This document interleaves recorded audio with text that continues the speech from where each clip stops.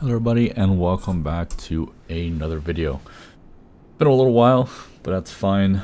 I was fairly busy, and to be honest, I was planning on making a video on 2024, not the issues that it had or anything. I actually did a flight with the 330. Unfortunately, I don't think I'm gonna publish it because of one thing. You just gotta know that when I make videos, I want them to be very good, and unfortunately with that video I would have not had a wing view landing. That is the reason why I don't have the video up, or didn't make a video out of it. If you still want the video, let me know. I can also just remake it or do another flight in the future, but yeah, that's the reason why I didn't make a video yet, or didn't publish a video yet on 2024 in general. And a lot of things have happened in the past weeks with Flight Sim. A lot of new releases or different releases, news, a lot of news on the certain releases coming soon, as well as obviously FS 2024 releasing. And let's just say it is awesome to see so much things progressing, and us getting so many different add-ons that are just looking so phenomenal. I just gotta say, overall, FS 2024 is definitely an improvement over 2020, but I don't see anything that would have prevented them from making it a major update to 2020. Of course, I 100% understand that it is a business and they need to make their money, and running service is also not cheap. So I totally understand why they made it a completely different or new product in this case, with completely new purchase. However, I don't think it is necessarily new Flight Sim worthy, but I can also say that that's probably because 2020 was already so good. At least it is at this moment. It has matured quite a lot since release day, so that is great. But yeah, so let's go and get started. We can continue talking here in a moment. So battery coming on. The C1 and C2 pumps off, demand pumps off, wipers off, gear down. The alternate flaps are off and off, wipers are off as well. Bus ties auto, external power 1, 2 on. Let's go ahead and set the brightness up a little bit. Also set up the dome light. So just talking a little bit about the information here. I know it is nighttime, and generally I try to avoid those kind of flights, but of course, it is quite realistic for cargo ops to start at the night, or still fly deep within the night, when all passengers are basically sleeping. They're not flying around. So it is quite realistic here, and I think in real life they're currently departing. A lot of cargo airplanes are currently departing and arriving in Anchorage as well. So we're flying from Anchorage, as you guys probably know, to Miami. The flight time, according to SimBrief, is 7 hours and 14 minutes.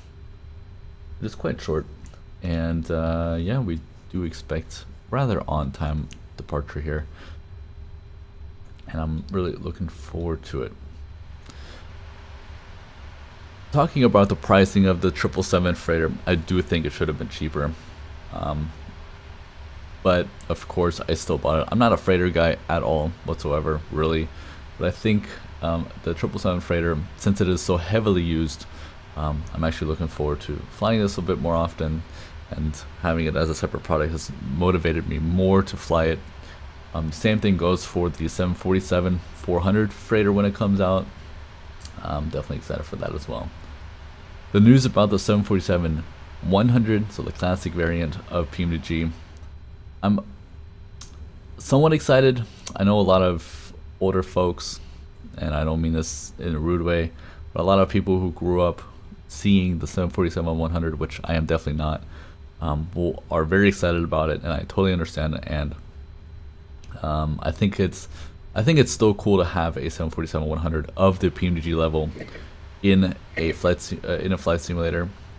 I know a lot of people can argue, well, Fearless for X-Plane has been around for a long time already now, and is a great product, and has come a long way as well.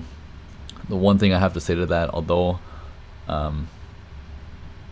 I have no doubt that it's a great airplane, and especially since it's an X-plane, it has probably a very good flight model.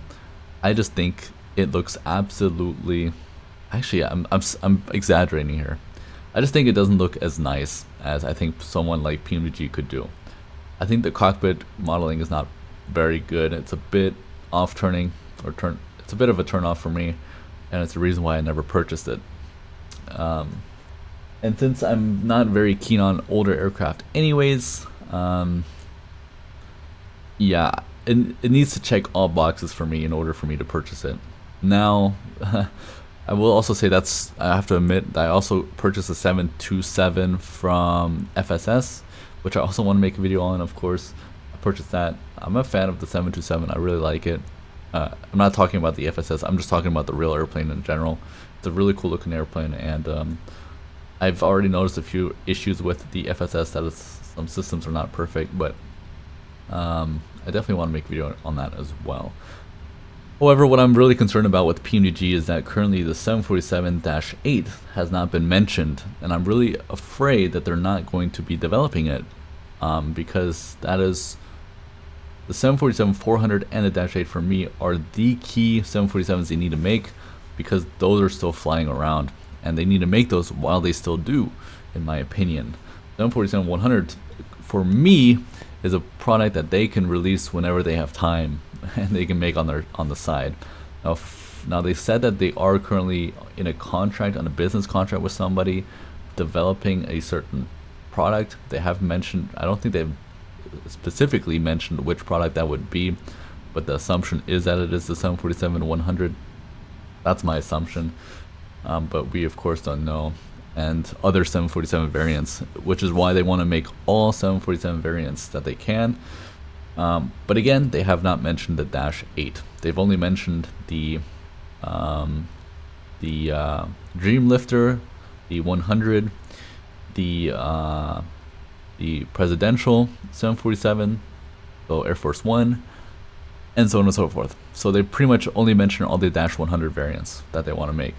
So yeah, I don't know. I don't know what to think of that.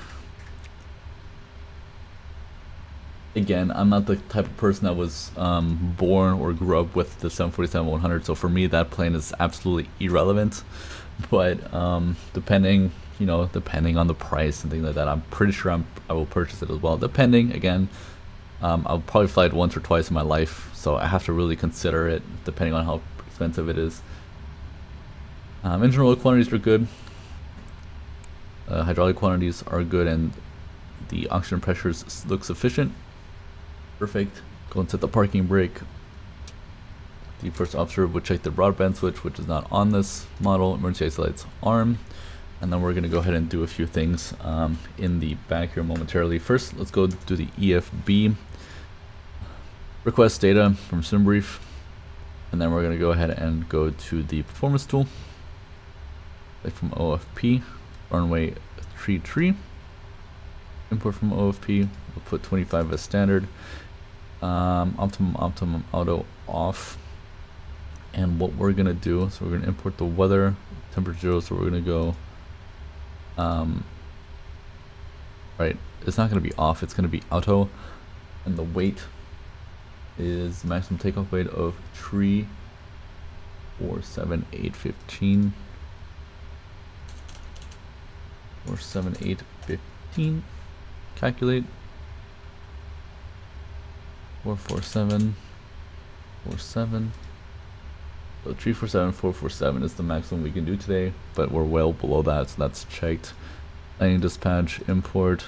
I wish from import from OP would actually select the runway, but it seems to not work. Flaps plan 30, and the GSX is still open. Fun.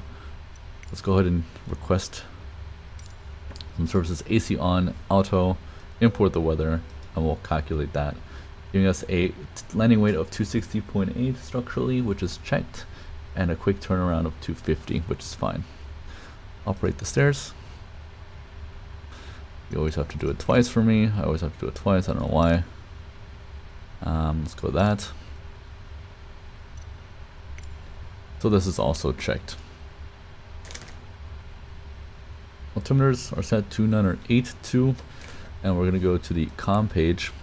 We would normally go to manager and verify all the data there, but that's not simulated, so we're gonna go here. We're gonna go PMDG auto, and let's put in Anchorage.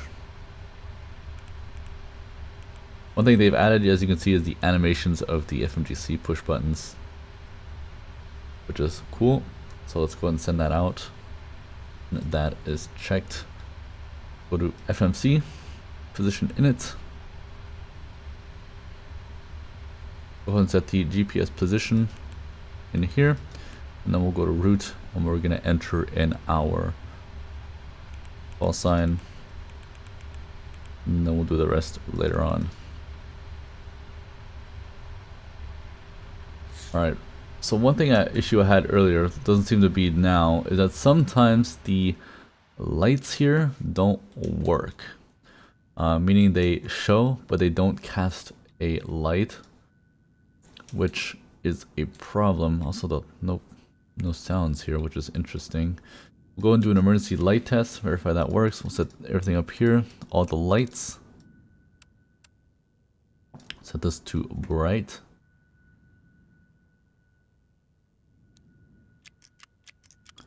The test is still ongoing, and the first officer is gonna check a few things. Normally, you would manipulate the main cargo door through this panel here, and you would select the display to on, set it to external, and then you would verify that everything is clear, that you can do this.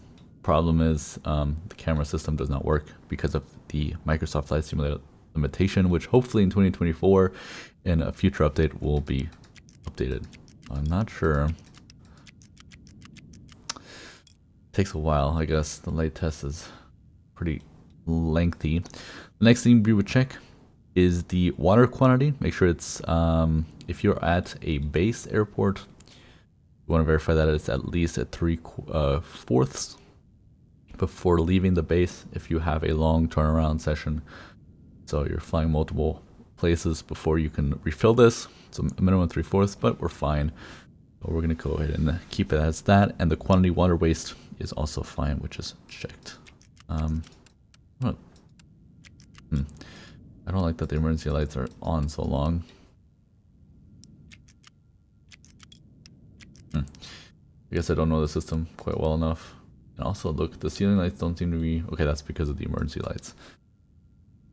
So because if the camera system wouldn't work, you would need to do it back here, right? You would need to open the cargo door through here.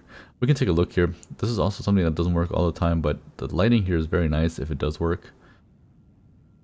And of course, later on, we're going to check the cargo, verify everything is latched in place as it should be, and then nothing could fall back and cause us to stall, perhaps, which has happened before. I think we all know the infamous issue that the aircraft, or not the aircraft, but a 747 once had, a cargo 747 that stalled and crashed. I think we've all seen that video.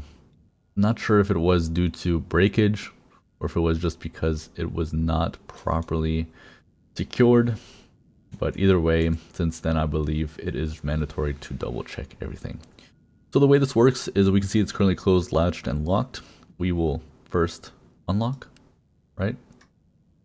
You hold this down until the unlocked light comes on, which it does now.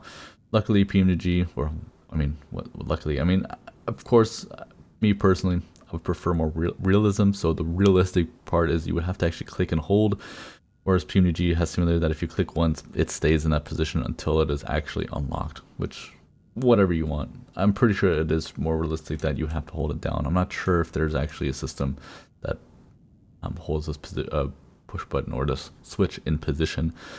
Next, we want to arm up. Oops, that's the wrong one. Arm up. So the system is now armed. Light is illuminated. Right, arm, and we can now open.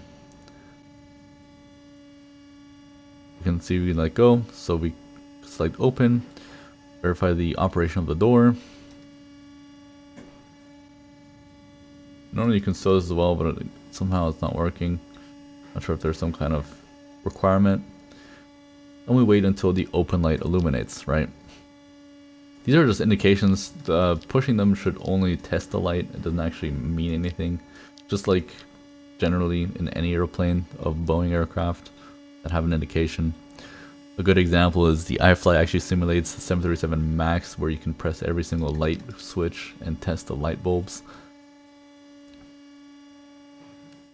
Alright, and you see it is opened. So it's unlocked, opened, and everything goes back to the neutral position. So the cargo door has been officially opened by us, and GSX can commence its loading. So one thing that doesn't work, but I absolutely do not expect this at all, because how are we supposed to manipulate the cargo, is the control panel. Nothing works here, but honestly, there's absolutely no way you can simulate this, because for one, I mean, you are the pilot, you're not the person loading this, so it wouldn't make sense anyways. And second, I mean, how are you going to do that with GSX integration? But I will say the modeling here is very superb. Really nice. It's really well done. I mean, of course, close up it doesn't look as nice as if you were standing at, eye elevation. But yeah, I think that they've done a really good job here. So let's go and continue. And this is a bug with PMDG, I'm pretty sure, is that certain messages don't show up here. I'm not sure what's going on there, but we do have some messages. We have the slot notification, which is checked. Here it does show up, so I'm not sure why it shows up on some cases, in other cases it doesn't. We have some preliminary performance data, and then we have our weather data. Information Papa 2982 is set and checked. We'll check the weather later on as well. So we've done all the checks. The first officer will then turn on also the logo light in this case. So you can also turn on the wing light for inspection purposes. The aft overhead panel, make sure that is all guards are closed, no abnormal lights. So there could be lights, but they could be normal lights. But no lights. Circuit breakers are pushed in, which are not simulated. And so it's funny because PMDG has mentioned that the reason why they don't simulate circuit breakers, at least back in the day, was because Prepared had limitations with click spots or something like that, or animations, whatever the case was. Well, now that they don't have that limitation, are they doing it now? No. So that's a good example of PMDG making excuses for something that's, irrelevant, or making excuses, or utilizing an excuse to not have to program that system. So will they ever make circuit breakers? I doubt it. Not that I despise the idea of not having circuit breakers. I absolutely don't mind not having circuit breakers, but I'm just trying to, I guess, display the hypocrisy in PMDG sometimes, or not the hypocrisy. In this case, it's not hypocrisy, but this time it's just, you can tell that PMDG likes to make excuses for a lot of things that just sometimes aren't true. And once that excuse is no longer valid, they won't even mention it anymore. So, just as as an FYI. But we all, for those people who know PMDG for a very long time, like I do, will totally understand what I'm trying to say here. Let's take a picture of this. It looks nice. So, excuse me. So let's continue with the FMGC. We're gonna go ahead and do a route request, sim brief, and we're gonna go and just set everything. And normally, I'm not the kind of person to do this, to do quick loads. But for the freighter, it makes sense because we're going to be using GSX, which is sent. We'll go ahead and load, and everything is loaded. So departure, that's a bug where it initially does not show up, and when you go next page, oh no, it's still loading. There it is. That's kind of a bug.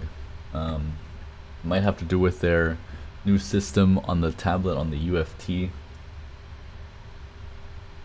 where you can load your own, where you can load in-game your nav database. Might have to do with that, but of course I don't know. Arrival ILS 09er. Expecting the frogs for a quarry, and the transition is indeed leg. So we'll go to legs page, go to activate execute route data. We'll go ahead and load And we do expect some step climbs, so let's go ahead and put those in as well. So first things first, we're going to go here. We're expecting an initial climb of 310. So let's go ahead and delete everything that's not 310 except 330 because that's our step climb. We're going to go 310, 350, and then maybe in case it is relevant, we'll go 370. You know, re-request that data. And then let's go ahead and insert our step climbs. So Yankee Sierra X-ray, or Yankee X-ray Sierra is what I meant to say, is where we can expect flight level 330. And then the corral is where we can expect flight level 350. Okay, I must have missed it. Corral. There it is. Level 350. Insert route, load, execute. Perfect. So we check all the data is inserted. And go to init ref. We'll reject the data. 20%. Oops, that's the wrong field. 20%. 0. Cost index of 170. Cruise level initially 310 and a 0 fuel weight, expecting of 234.5. No, 3. Inserted. Go and go to GSX, request boarding. Boarding requested. So this is all checked and set. So VNAV, transition altitude is checked. This is all good to go as well. Optimum 310, max 33, recommended 29er. This is checked as well. Next page, forecast. We can load this. Transition level 180 is checked. FMC com, make sure nothing needs to be uplinked, which is all checked. Go to progress page. We're going to go ahead and verify. See, again, another bug here. Fuel report. We'll check that out in a second here. We're going to go ahead and verify the distance and the fuel. The distance 35902. That's correct about. That's fine. And fuel 17.7. Flight plan says 16.0, so that's fine for now. Next page. Put in our transition altitude in here, and then the fix. So when we expect to return to Anchorage. Alright, so runway 33, 10 DME TED, roger. So TED at 10 DME.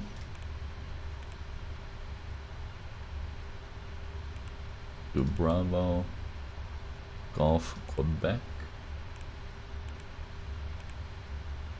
Another 33 does not, okay. And that is checked. Fix page is set, latest page is done. Navrad, we don't have anything. So that's fine. What we can put in though is for engine out, put in TED and Bravo Golf Quebec. Alright, next route copy, go to route 2, put in Anchorage, go to arrival index, route 2 arrival, ILS 07 right.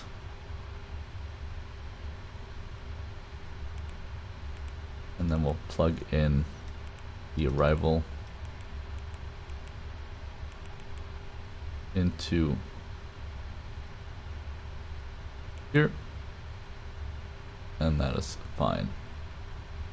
Alright, route 1, init ref, and the flight plan is completed. So this is our fuel report, so let's go ahead and check it out. We have a difference of 0.1. We have 100 kilograms less on board, ordered 74.2. It's probably a rounding issue, so let's go ahead and check, double check that. Yes, so there's a rounding issues here somewhere. That's fine. So, but we have everything on board. We can double check that here, which 74.2 is checked.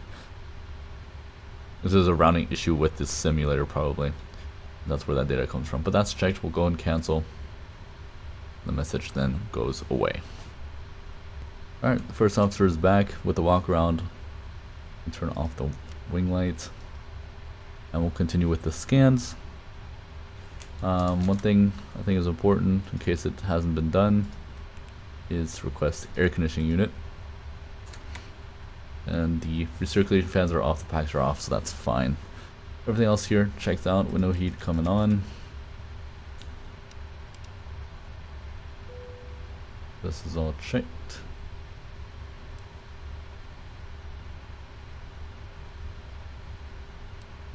Roger, that's all checked. And set. No animals, so this stays so normal, and that's fine as well. Continue his flow. Flight director coming on. Checklist. Reset all. ICAS messages all normal, so we'll cancel that as well.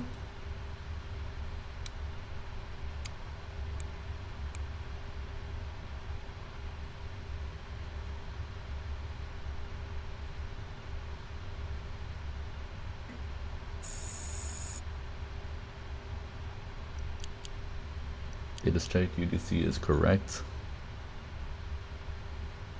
No V speeds. ECAS off is checked. RTO. Oops. We'll set that here in a moment. Data is fine. Is checked 121.5.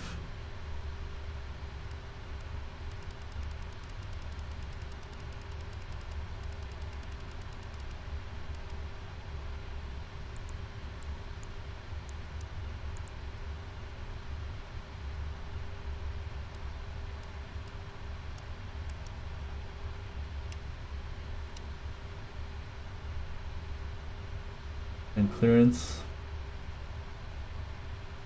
121.9er, and that's set. Captain's flow.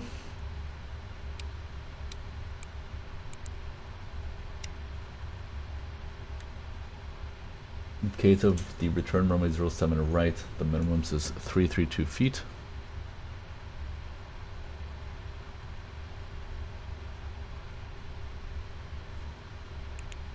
Track for runway 033 is 329er.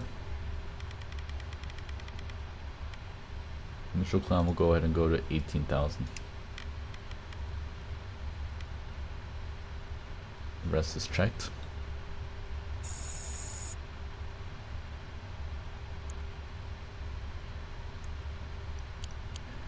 Here also everything is checked. This all looks good. This is fine. Everything looks good here. That's all checked. Do like that. And that is checked. Pre-flight checklist. Oxygen test at 100%. Flight instruments track 012, 012. Altimeters 382 set on all three. Pre-flight checklist is completed. We'll set the door page on our side. So once boarding is completed, we'll continue. Alright, so boarding or loading is completed. I already checked everything. Everything seems to be in place. Nothing unlatched or anything like that. So we're going to go ahead and close the cargo door. So same as before, just instead of from down to up, from up to down this time. So we're going to arm down, and we're going to select close, and the cargo door should close. Closed and latched, and then we select select lock, and it should switch to locked. Done. There you go. All lights closed, latched, and locked in green is checked. So the cargo door is properly closed. That's checked. So we will also close the main door. The emergency light test should be done by now. I hope we're not draining the battery. Let's go and close this. Okay, there it is. It's gone. We'll set this to dim. We can turn off all of these lights. We can double confirm everything here as well. And let's go ahead and close the door.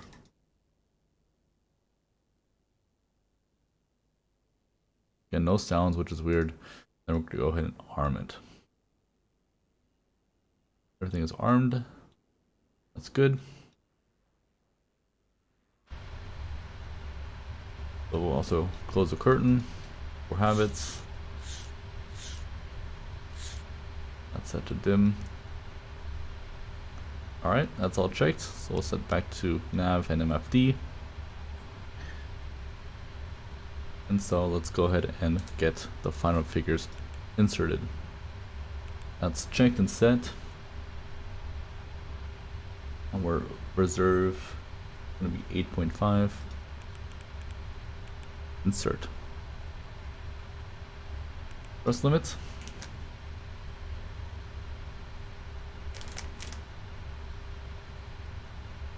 Import. Takeoff. Import. Import from aircraft. Auto. Anti-ice is going to be off. But it's not going to be off, it's going to be auto off. Actually, we're going to go ahead and select engine anti-ice on. Import. Okay, temperature, we're going to assume it's going to be 0. And then 6. Alright, calculate. So takeoff 1. Temperature of 36. 92.0. That's fine for now. Flaps 5. PG. Speeds 170, 72, 75 within 1 knot is fine. That's all set and checked. NADP1. We'll go ahead and insert that as well.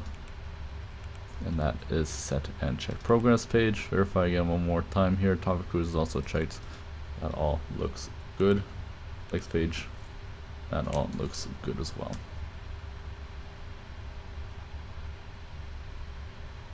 LNAV, VNAV can be armed. B2175 is inserted.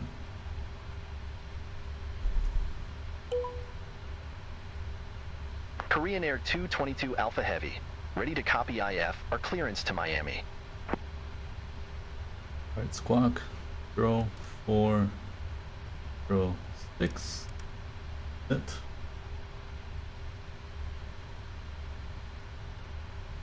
Altitude clearance is 4,000. That is all set. So for the before start items, we're going to release the air conditioning cart, and we're actually going to use the air starter unit.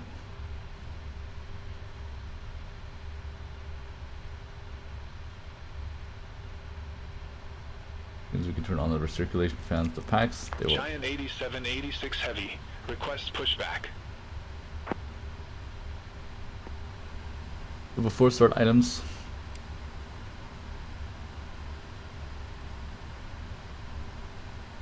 Pressure's checked. We have fuel in the center tanks.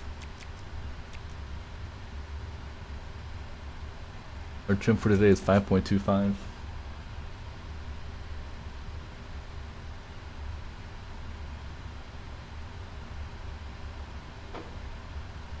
That is set. Recall. Checked. Cancel ICAS. The 4-star checklist. MCP V2175, track 329, altitude 4000, takeoff speeds V1, 169, 172, 175. Video pre-flight completed. Trims 5.25 units 0 and 0. Passing takeoff briefing completed. And engine start is ready.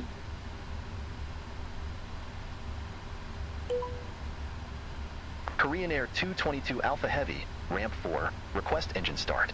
Request taxi to the active. So just a regular engine start for engine 1 this time first. Normally it's number 2, but for cross for air starter units, we're going to start engine 1 first. So, starting 1. Runway 33 taxi via Romeo, Kilo, Giant 8786 Heavy.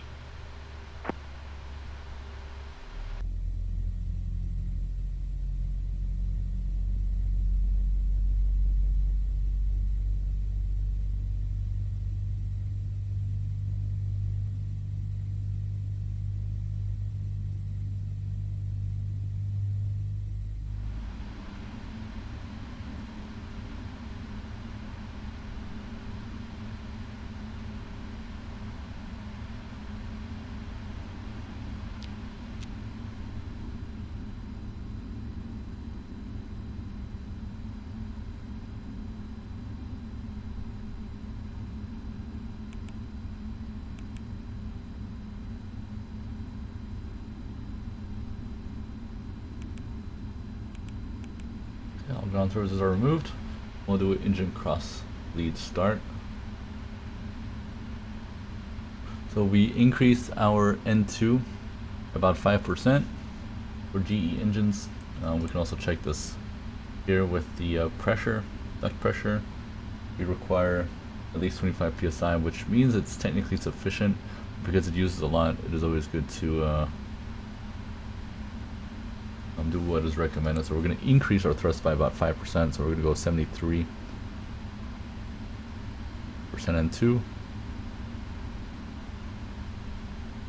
course, we would have to verify that everything behind us is clear. Now we're able to do that. It was 73.8 more like. I think this is sufficient. So let's start number 2.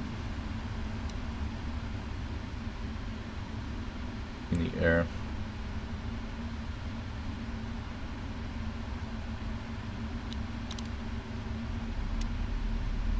This is weird. This happens. This is new. Not sure why that happens, honestly. And you can also see the duct pressure here, of course. Alright, all ground connections are clear. APU is off. Engine anti-ice switch to on. Flaps 5. Don't require de-icing. We're going to go and do flaps 5. We'll do a flight control check. It is cold, but there's no real moisture currently in the air. It is above us.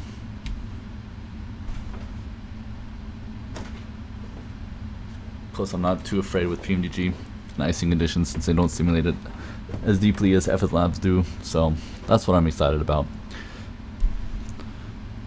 So, full up, full down, neutral, full left, full right, neutral, rudder, full left, full right, neutral, recall, checked, we'll leave that on, set transponder, anti-ice, engine anti-ice on, recall, checked, flight controls checked, ground equipment is clear, checklist completed.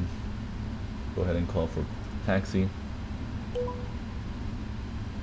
Korean Air 222 Alpha Heavy, taxi for departure. Alright.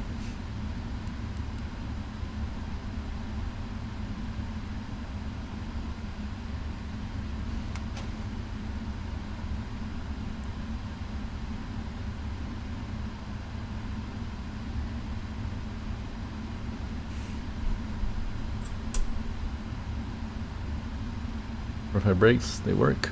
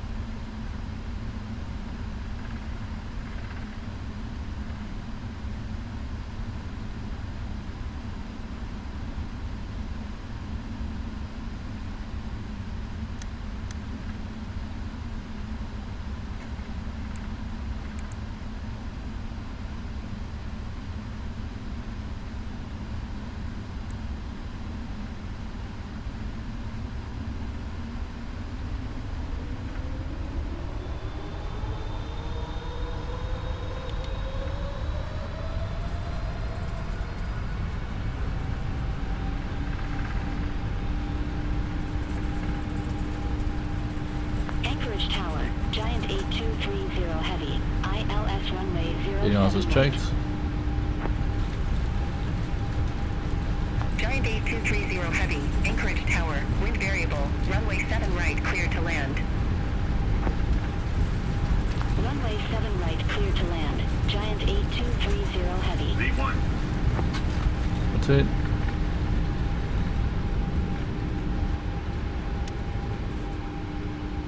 Pause rate gears coming up. LNAV.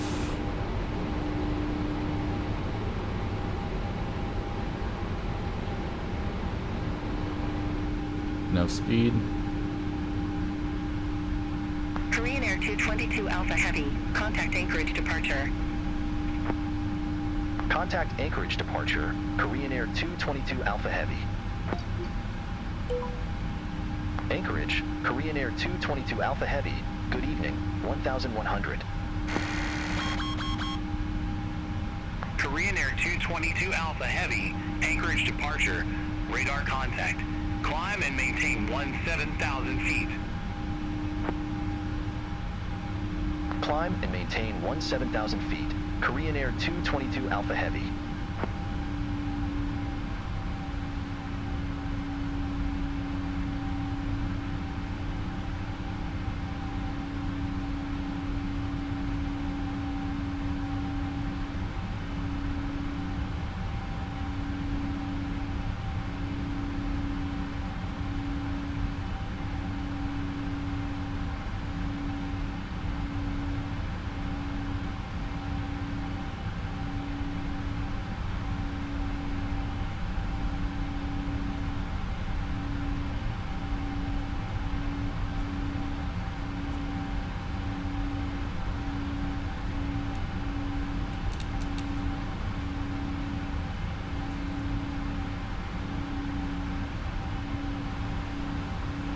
Plus one.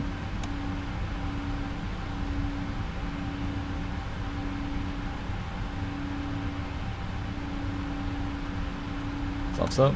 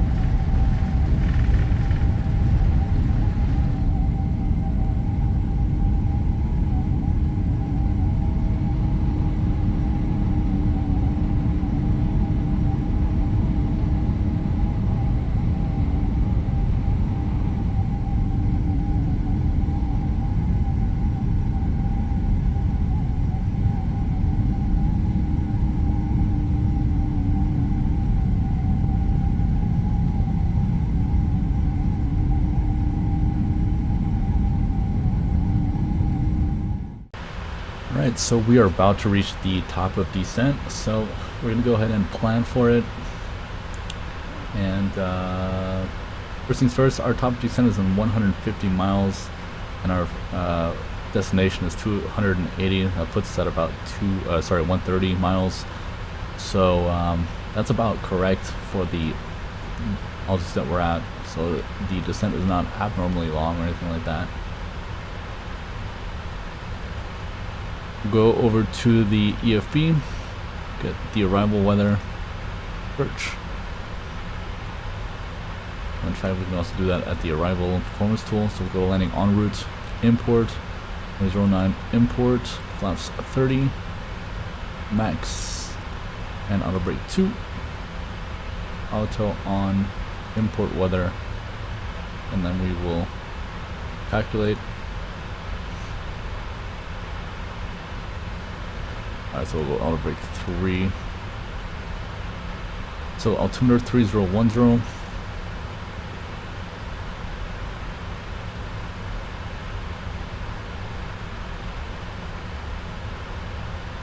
In the real unit, you could not preset this. You would actually have to go out of standard mode. But the PMDG have added the mode that you can pre-select. So we're gonna go and do it. Recall, effect, all notes have been reviewed. If you had any notes, we go to checklist and there would be notes down here. That's blank. And then we're going to check our charts. Well, minimums is 208 feet for runway 09er.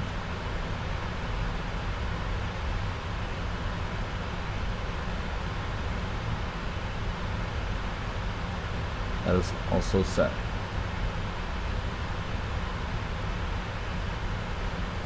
So let's go ahead and review all the data. Class 30, 146.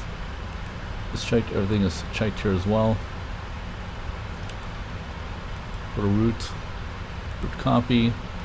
Departure and arrivals is set. For the BNAV, we're going to go to forecast and verify everything's entered here. We would normally request again because it is a longer flight, but because it takes the data from SimBrief, unfortunately, it never changes. Fixed information, we'll go ahead and set our transition altitude.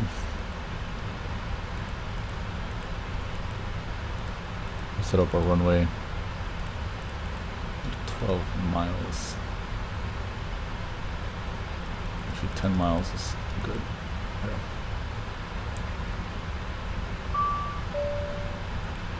Progress page, 15.8, that's checked. Everything looks good here. And right now we don't need anything. We're gonna go back to the legs page. And we're gonna go ahead and check that data. So landing performance, we have some information here. 250.2, 250, so 0.2 less, that's checked.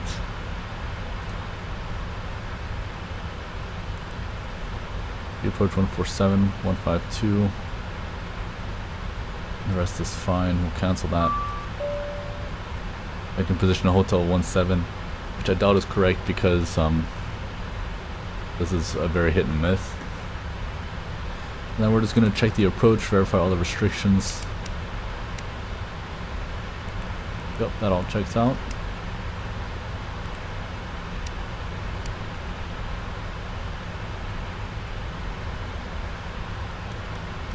Runway 3. And then we'll do the approach briefing and the descent checklist. So let's go ahead and do the descent checklist. Recall, checked, notes reviewed. Auto brake level 3, landing data VRAM 146, minimums 208 feet. Approach briefing is completed. Descent checklist completed.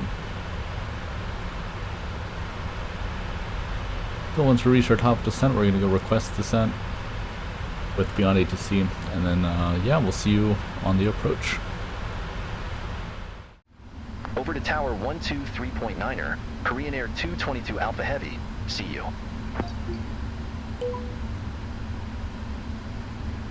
Miami Tower, Korean Air 222 Alpha Heavy, ILS runway 09er. 2500. Korean Air 222 Alpha Heavy, Miami Tower, wind 125 at 9er, gusts 17, runway 9er cleared to land. Runway 9er cleared to land, Korean Air 222 Alpha Heavy.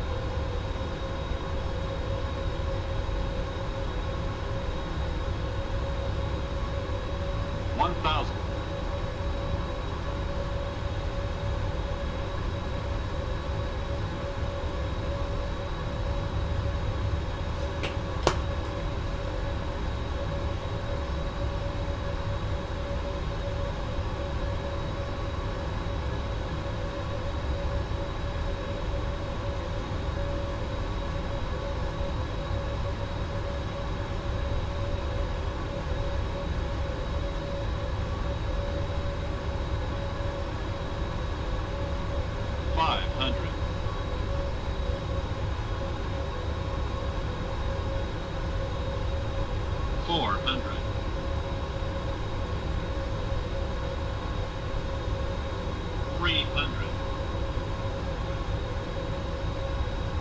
Approaching minimums. 200. Glide slope. Glide slope. Minimums. Glide slope. Glide slope. Glide slope. Glide slope. Glide slope. Glide slope. Glide slope. 20. 10.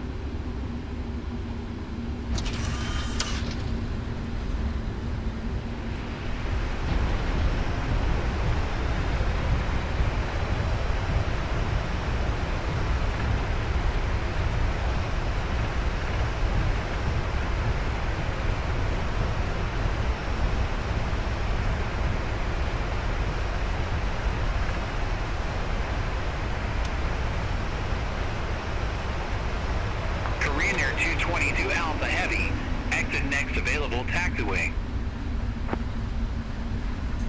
Exit next available taxiway, Korean Air 222 Alpha Heavy.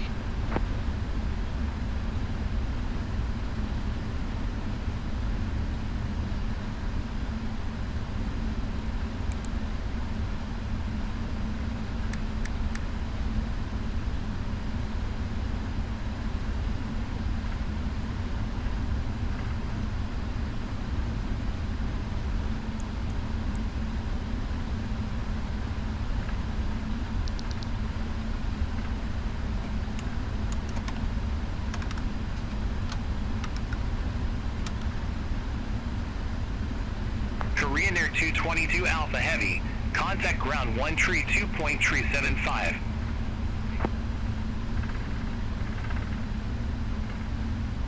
Ground 132.375, Korean Air 222 Alpha Heavy. Have a good one.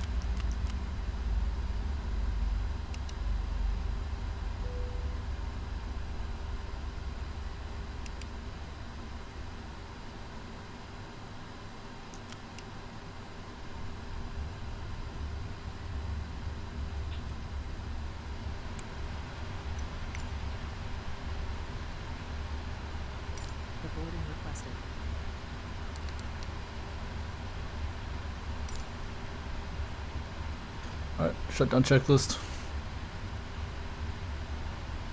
Shutdown checklist completed. Alright, and that is the end of the flight. Now, the landing is a bit weird on this airplane, and yes, I'm 100% aware of the fact that apparently the 777F has some kind of special five-wire tuning, I guess is how I understand it, that causes the nose to pitch up a little bit. Not sure if that is actually five-wire or if it's just that the airplane has a better ground effect than the 300ER. I mean, it would make sense since it's lighter, but as far as I understand, it's a deliberate thing done by Boeing for the freighter that it pitches up a little bit. And I can guarantee you, even though I was not aware of the system at first, I am pretty sure by no means is it as extreme in real life as it is here. I have to tell you, the way PMDG makes their flight model anyways, and also considering that this is Microsoft Flight Simulator, the flight controls are very sensitive already, even in the 300ER. You barely need any input to get a reaction out of this airplane from PMDG, and putting on top an effect that causes the airplane to lift up even more during descent or during the last 50 feet. Yeah, I can imagine how exaggerated that effect is going to be. I've watched a lot of footage, trust me, I've watched a lot of footage of cockpit landings in a 777 freighter specifically, and I did not see at all a pilot requiring to put nose down commands during flare or landing. In fact, they all put nose up flare, and I honestly did not notice a big effect on the airplane putting or pitching up by itself in those videos. Of course, I need to psychoanalyze those clips and compare them to the 300ER in real life. But I can tell you that I highly doubt that that whatever PMDG has done here is correct. Like I said, considering the fact that the 300ER is already very sensitive in Microsoft Flight Simulator, considering that Microsoft Flight Simulator is already sensitive in its own right, so two sensitive things combined together, and then adding an effect that causes the airplane to pitch up additionally, even though the 300ER is already very floaty in Microsoft Flight Simulator, which, by the way, the real plane is not at all. Yeah, I can see how that can cause a lot of issues for a lot of people. It is exaggerated. We'll see what 2024 brings. If you've watched the beginning of this video and you watched my entire intro of it, you'll know that I'm not very happy about 2024 too much. It has improved a few aspects, but overall it's still very twitchy, very sensitive on many things, and I just don't like it too much. They've concentrated their efforts on general aviation, but even that, I think, actually I will say the general aviation has improved. Yes, it has improved. They feel more solid, which is nice. However, they still get bounced around in turbulence like they're little paper planes. It's fine and it's accurate that general aviation airplanes do get bounced around a little bit. That's totally right. However, not the way that Microsoft does it. Again, they've acknowledged that issue, so obviously there's some truth behind that. But yeah. So overall, I still think Microsoft Flight Simulator, even 2024, is still not there yet. However, of course, we need to wait until the 777 officially is ported over to 2024 to really give a good sense of how much better it is, since I mostly fly airliners here in the sim.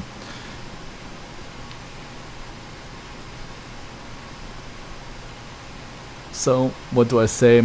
I think, again, an airplane that has the potential to be top tier. It is close because it is a high quality study level aircraft that has a lot of nice features in it, but the flight model, just like every single time in Microsoft Flight Simulator, always disappoints me.